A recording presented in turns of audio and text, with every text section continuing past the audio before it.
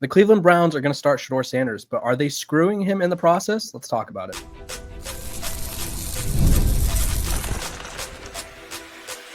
You are Locked On Buffs, your daily podcast on the Colorado Buffaloes, part of the Locked On Podcast Network, your team every day. Welcome to Locked On Buffs. I'm your host, Kevin Borba. Today's episode is brought to you by the Locked On Podcast Network. It's your team every day for free and available wherever you get your podcasts. So make sure to like, subscribe, and follow. And thank you for making me your first listen. If you need a second listen and you want to tune into all things Shedeur Sanders and the Cleveland Browns, my co-host here for today, Spencer German, he hosts Locked On Browns, and you've probably inherited a lot of the Colorado following in a way, yes, because everyone's so interested in Shedeur, and there's a lot of things happening in Cleveland with the quarterback position. Shocker. I think the infamous jacket is probably going to be extended by a few more quarterbacks. I think it's at 35, if I'm not mistaken. And I do think we're going to see about 3 to 4 more names added to that list. But before we get to the regular season chatter, we got to talk about the preseason. The Browns make their preseason debut tomorrow, Friday, against the Carolina Panthers, who they're doing joint practices against this week. And Shedeur Sanders is getting the start. Now, this is where my question, Spencer, sort of surfaces, is are the Browns screwing Shedeur Sanders? Now, let me elaborate before everyone's just like, what is this guy talking about? Shedeur notably hasn't been getting a ton of reps with the ones. That's been mostly going to Dylan Gabriel, Joe Flacco, Kenny Pickett when they're not injured. There's also the awkward comments made by Jimmy Haslam where he was like, yeah, he wasn't my pick, right? That was Andrew Berry's pick. If you would have told me we were picking him, I would have said no. And then obviously there's just sort of things here and there where it just doesn't seem like they're invested in Shedeur being the guy. So by starting him, are they setting him up for failure by not giving him the opportunity to work with the ones? Spencer, what say you? Yeah, so I'm glad you brought all this up, actually, because I think there's some national narratives that maybe need to be dispelled a little bit here. And I'll start with the Jimmy Haslam part of this, because when he was asked what he was asked last week and the answer he gave, I saw nationally it got picked up, and it was a lot of people who were like, how could he say this? He's basically saying he didn't want Shedeur Sanders, and he's basically throwing his GM under the bus, and why would he say this now? Blah, blah, blah. And here's the thing, though.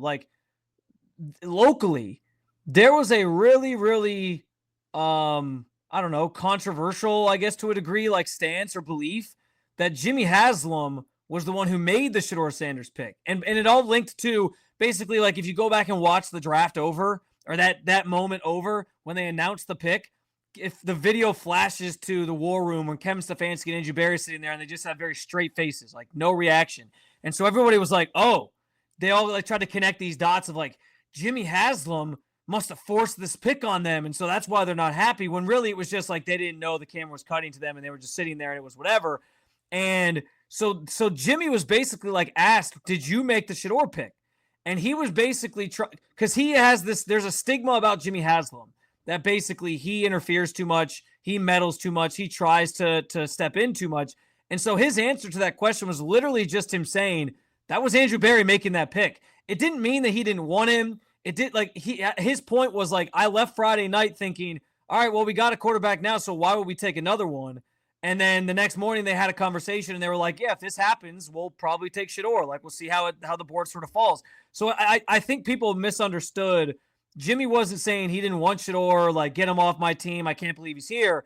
It was more him trying to explain, I didn't make this pick. This is my GM, because he is constantly running from this narrative that he meddles too much and tries to step in too much. So I want to clarify that first. I'm going to cut you off for that. Yeah.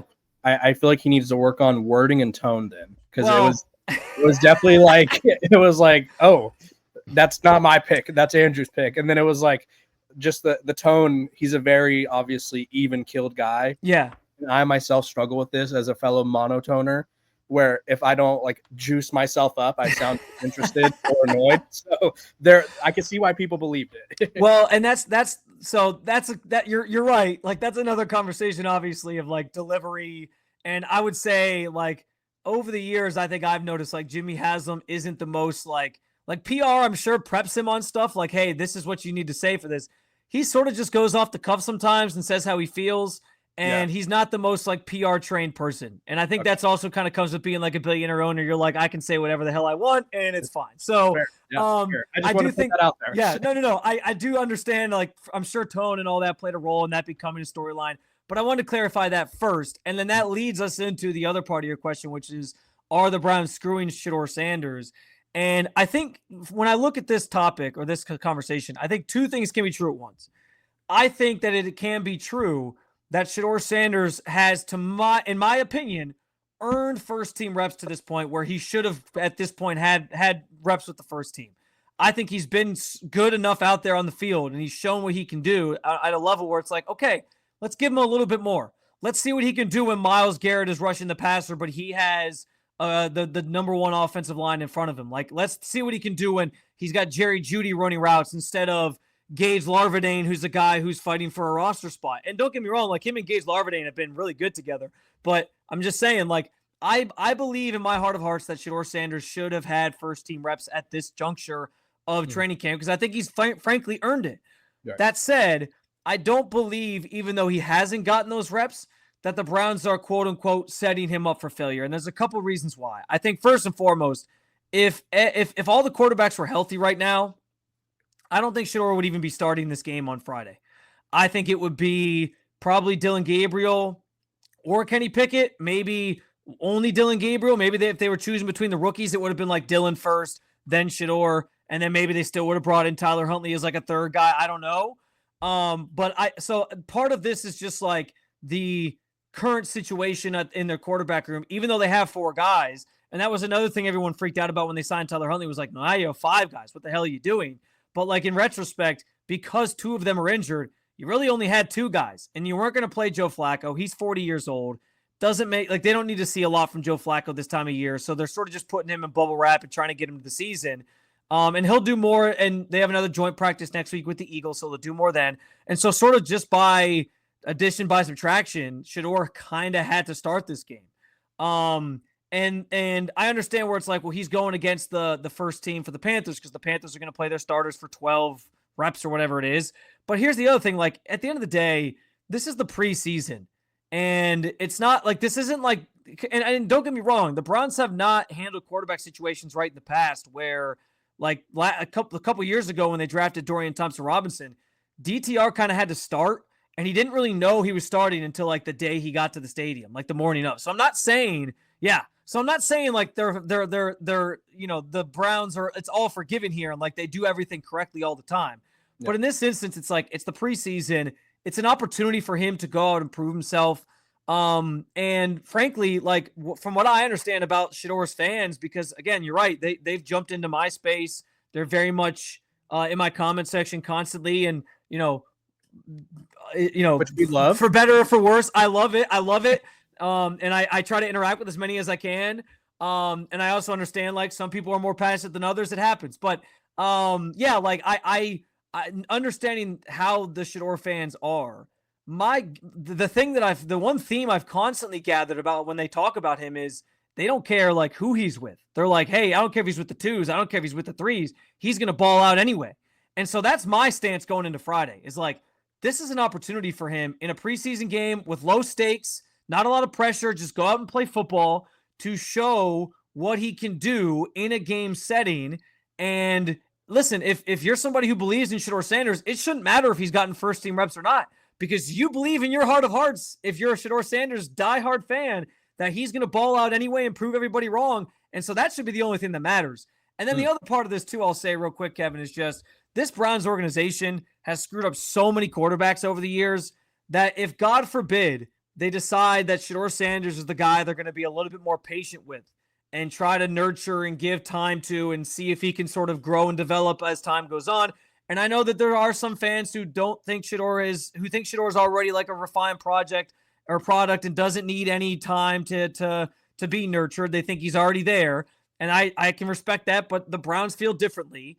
And so for me, it's like, if they're going to be patient with a guy, I think it's actually a good thing that they're exuding that for once, because in previous examples of rookie quarterbacks, they've put him out there too soon and then they've struggled and then their career kind of goes up in flames because of it. So I can appreciate the fact that they're trying to do things a little bit differently with Shedeur. I think Friday's a great opportunity for him. And frankly, like, he's a gamer. So this might be one of those instances where, like, yeah, what he's doing at practice is great. And what he's doing at practice is what he's doing at practice. But when those lights come on, first team, second team, third team, doesn't matter. If he balls out, he might give this Browns organization something to think about in this quarterback competition. Yeah, I think, and we'll talk about that in a little bit, but I think it's interesting. The thing with Shedeur Sanders, and I agree with a lot of your points, and the one where I'm hesitant is where it's low stakes, sort of like he has a lot of chances here, right? I think the problem, and I think we all know what the problem is. Shedeur Sanders is the most famous rookie in this class. He's probably, and this isn't me like gassing him up, he's probably a top 15 most famous player in the NFL already, like just based off name alone, or like I don't know the number exactly, but he's probably. I think what your sentiments are valid, like where he's probably pretty high up there. Like off the top of my head, I could probably try to name like 15 to 20 guys, but I think he probably falls somewhere in that list. I mean, I honestly think, but honestly, like in this rookie class, it's probably him and Travis Hunter who might be the most famous, because Travis Hunter does something so unique that hasn't been seen in a really long time. So, but yeah, you're right for sure. Yeah, and I think that's the hard part with him starting without these reps. Like, I think we've talked about the mismanagement of the Browns, like with quarterbacks. I think they could have made more of a conservative effort to at least give him some reps, because now he's going to go out there, and while this game doesn't mean anything to everyone who understands the NFL, the average sort of social media reaction is going to, like, this is Shedeur Sanders' Super Bowl in a way for social media. Not that social media decides starting quarterbacks or anything, but it can impact a person, right? We do know that athletes are sensitive. We do know that athletes see what are said about them, or see what is said about them. So I would have liked to see them try harder to get him involved more, because I do think, I mean, Joe Flacco, you know what he is, right? And he's old, right? So there's really no need for Joe Flacco to be out there that much. I get the investment in Kenny Pickett. They traded, I forgot what they traded for him, but they gave something up for him. So it's like, I want to give him chances. And then Dylan Gabriel, they drafted him sooner, but I feel like they could have tried a little harder to figure something out. But again, that's their prerogative, and we'll see how that works out. But I do think it'll be interesting to see how people react to this, right? If Shedeur does really well, you already know the narrative is going to be, well, it's the preseason. Let's calm it down. Let's pump the brakes. But if he does bad, it's going to be like, this is why he fell to the 5th round. This is why no team wanted him. So it's a very high stakes, like low reward for Shedeur Sanders, but that's just how people view it. Yeah. Well, and listen, again, going back to the Shedeur fans, like, this is your time to shine. Because if he balls, if he plays well, get loud. Loud. Yeah, be wherever. And I know it's social media, and I tend to feel like social media is not like a real place, but go on social media and like boast about it. Be like, listen, this like, don't let people just gloss it over as, well, this was just a preseason game. And frankly, I've been saying for a couple weeks now, as I've realized more and more they weren't going to give him those reps, that the preseason games were going to be his chance to really prove himself. Right. And I know we're going to talk about that a little bit more here coming up, but like, because he isn't getting those first team reps, if he's going to change the minds of this organization and try to convince them that he should be higher on this depth chart or get a better shot, it's going to come in those preseason games, despite the fact that, yes, preseason games are what they are. Teams aren't really scheming against you. We know that. But again, when the lights come on, like, there's a reason they play the games. They do want to see like how guys perform when it's an actual like game type setting. And I think Shedeur is built for that type of stuff. So I think there's a chance here that he really does prove himself in a major way. Yeah, the preseason, I mean, it's helped produce some people, right? I mean, Dak Prescott gained his confidence in the preseason, right? That was sort of when Tony Romo went down. It was like, oh, we know what we have in this Dak Prescott kid. So the preseason isn't always nothing, but we're going to talk about what Shedeur Sanders can prove with a good game or whatever happens tomorrow. But first, a quick break.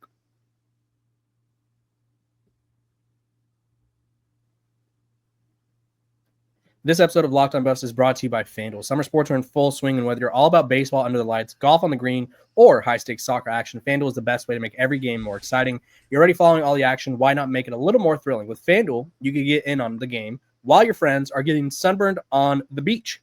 We hate that, but we love the fun. So if you're new to FanDuel, new customers can bet just $5 and get $150 in bonus bets if your first bet wins. Open the FanDuel app today or visit FanDuel.com to get started.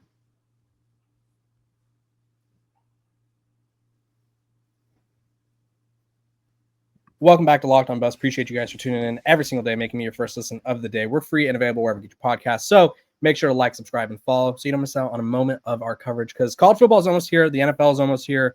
And that means we have to talk some Shedeur Sanders, because although he's no longer a Buffalo, he is a Cleveland Brown, which, I mean, he's a Buffalo forever, but now he's in your watch. He's under your watch, Spencer. So please take care of him. Let's talk about what he can prove, right? I think we just sort of highlighted, we gave you the Sparks notes, right? The Spark notes, excuse me, of like what this can do for him. But I'm going to ask you 2 specific questions, and I want you to sort of go crazy with them. First question: does a good performance move him up the depth chart? I think right now he's probably QB4, QB4.5, if you want to throw Tyler Huntley in there. I don't know where he goes into the mix. But Tyler Huntley is a Pro Bowl quarterback technically, and he is a guy that's a veteran, great backup quarterback. And this is sort of the conspiracy Kevin Borba coming back to the frame. If a good performance happens, do the Browns look into trading Shedeur Sanders? So what can he prove? What can he prove on Friday? Yeah, so to answer the first question, I think it would be hard to see him like jump somewhere in the depth chart at this point. And this isn't because I don't think, again, that he would be deserving or anything like that. It would be because the Browns seem pretty locked in right now to a setup of it's Flacco, it's Pickett, it's Dylan Gabriel, it's Shedeur. Mm-hmm. And as much as listen, the Dylan Gabriel pick perplexed me. It perplexed pretty much everybody in the Cleveland media when we were sitting in that media room during the draft. Like, why the hell did they make this pick? We don't get it. We were all very confused. Mm-hmm. But based on how they've talked about Dylan Gabriel, based on their reaction on draft weekend, they have been extremely they love him for some and I think the reasons they love him are a lot of the intangibles. Like, he's a great leader. He has a ton of experience from college. He was in college for 6 years. So they feel like he processes things pretty quickly. He's picking up certain things. He has kind of, I guess, like a more advanced way that he sees things at this point in their eyes. And he seems to be picking up things pretty quickly where they're like, okay, we think this, and he has the strong arm, obviously, where they're like, we think this guy can play sooner rather than later. And it does feel like they've kind of prepared him for that feat at some point that he's going to get out there on the field. And so because of how much they really like Dylan Gabriel, I don't know that a great preseason performance allows him to jump Dylan Gabriel. But what I do think it could do going into what I think is going to be like the last real week where they're going to maybe divvy up the reps and be like, okay, maybe other people are going with the first team, is maybe get him a chance to play some with the ones next week. And the reason I say that is because this next week they have a practice on Monday. Then they have the Eagles joint practices. They're doing 2 of those. So you'll have 2 days worth of practice where maybe you can get Shedeur or even Dylan Gabriel in there. Yeah, exactly. And then you play them in the preseason. And I think after that preseason game, the Browns are going to come back that next week leading up to the 3rd preseason game and they're going to have sort of a decision in their minds then of who their starting quarterback's going to be. So what I do think could happen here is Shedeur plays well enough that he sort of forces the issue. And it's like, okay, you got to give me more of a shot at practice, and then maybe they give him some more first-team reps. But I think the depth chart largely is going to stay relatively the same until we potentially get to roster cut-down day and they decide, okay, it's time to part ways with somebody. And that actually, I think, segues nicely into your second question. What a pro this guy. I like to think of myself as a pro, yes. And that leads me into the second question, which is basically could Shedeur be the one that ends up being moved or that they get rid of when that roster cut down day happens? And I don't think so. Here's the thing, there's a world where they maybe keep all 4 initially. I've talked about this a little bit. I think they probably do that when they initially have to cut the roster down, because they did it last year the exact same way because they were trying to trade one of them. They had their room last year was Deshaun Watson, Jameis Winston, Tyler Huntley, ironically enough, and then Dorian Thompson-Robinson, who they traded in the Kenny Pickett deal this year. And so they ended up keeping all 4 because they were trying to trade one of them before the season started and get some sort of draft capital. And then everybody called their bluff and said, we don't believe that you're going to keep 4. And they ended up just cutting Tyler Huntley when it was all said and done. So I think something similar happens this year where, they could keep 4 initially. But do I think they're going to start the season with 4 quarterbacks? Probably not, or at least on the active roster, especially knowing Deshaun might come back at some point. It's too much. So who's the odd man out? To me, Kenny Pickett probably has the most value on the trade market because he's a veteran who's proven some things and maybe is like a reclamation project somebody would talk themselves into, because the Browns are doing it right now, that they can sort of revive his career. And so I think he probably has the most value. But yeah, like I guess if Shedeur like plays really, really well, he could help his case in terms of being like a draft or an asset to be traded. But the biggest thing for me is just that Ingeberry rarely parts ways with his picks this early on.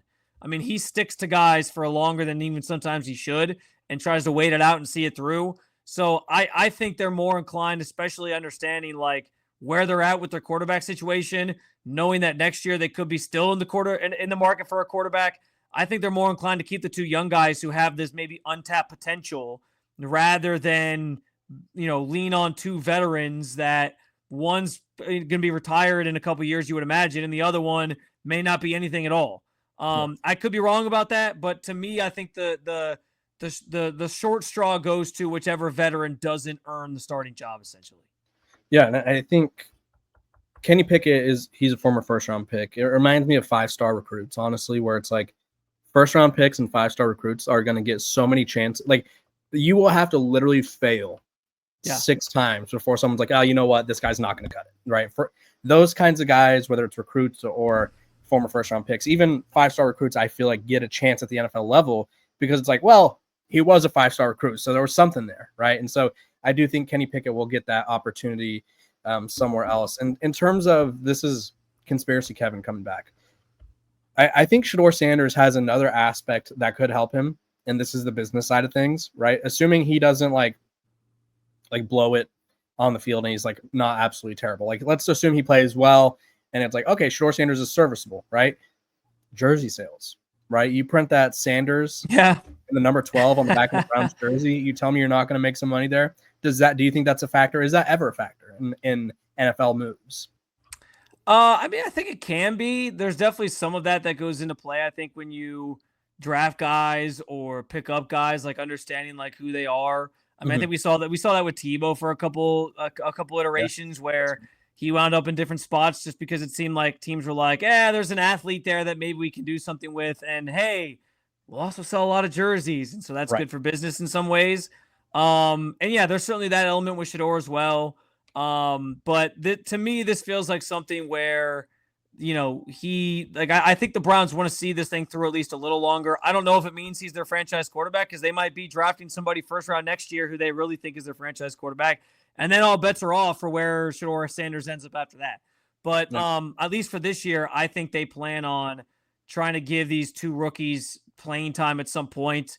I mean, unless the season really goes great and they're, late in the year in the wild card race and they're like, oh, all of a sudden, here we are, we can maybe contend. I expect these rookies to play and really, be part of the plan this season. So, but certainly there's that factor with Shedeur where it's like, hey, there's always the marketing side of it might come into play a little bit.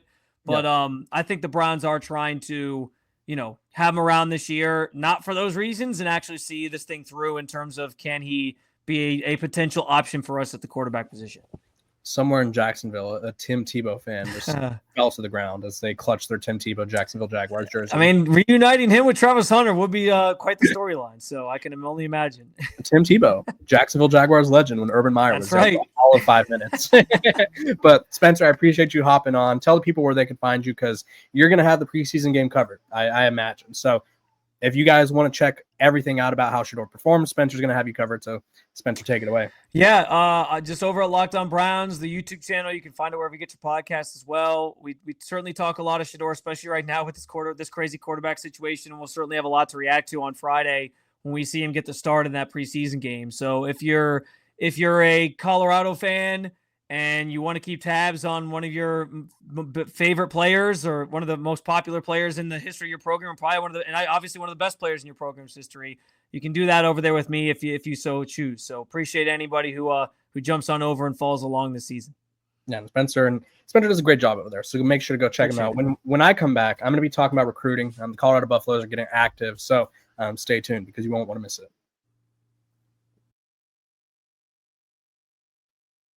Welcome back to Locked On Buffs. Appreciate you guys for tuning in every single day, making me your first listen of the day. We're free and available wherever you get your podcast. Make sure to like, subscribe, follow, and thank you all for making me your first listen of the day. Let's talk recruiting. I promised it, so now I got to deliver. The Buffs, they landed a commitment recently.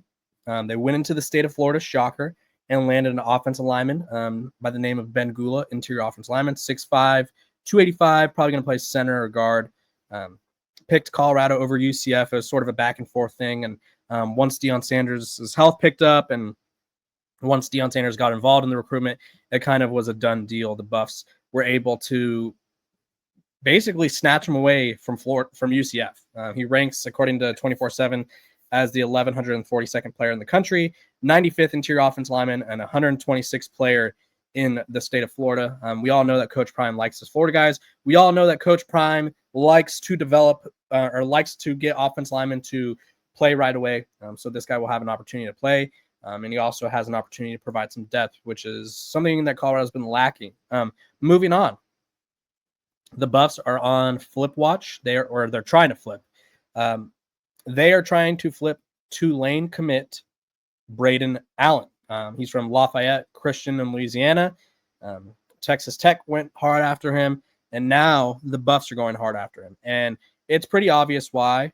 He's a pretty sound athlete. Let's just say he's I think he's probably going to be one of the more underrated guys in the class. It reminds me of like a Quentin Gibson, where he wasn't necessarily the highest ranked recruit, but 6'1", 170, offers speed as a on track or in track, excuse me, not on track. Finished fourth in the triple jump. Set a triple jump, had his best triple jump, rep of 45.8.25. Ran 11.58 100, and then long jump 27. So he's pretty good. Finished this past year with 55 catches for over 1,100 yards and 10 touchdowns on 21 yards per catch. Also played defense and special teams. So versatile athlete. The Buffs love themselves some versatile athletes. And I think, and I said this yesterday or the day before, all it takes is for Colorado to get someone on campus. You get someone on campus, you let them meet Deion Sanders, and all of a sudden recruitment start changing. So I expect Colorado Buffaloes to be able to make a move here, probably flip him, and then you just got to keep watching out for these.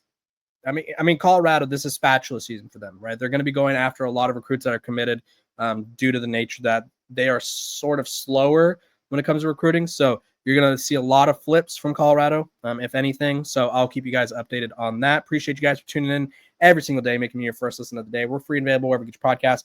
Make sure to like, subscribe, and follow, and I will see you guys tomorrow.